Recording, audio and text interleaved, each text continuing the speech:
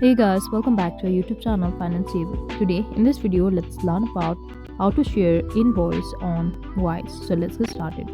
For that, let's get into Wise app first.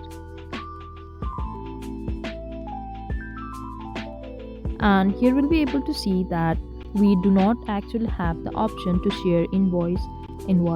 But what we can do is we can simply get into any browser and search for invoice generator, and we get into interface like this. Here we need to simply add our logo and invoice number and enter your details here and whom you would like to bill to, and you need to enter the shipping details if you want to, and date, payment terms, due date, and PO number.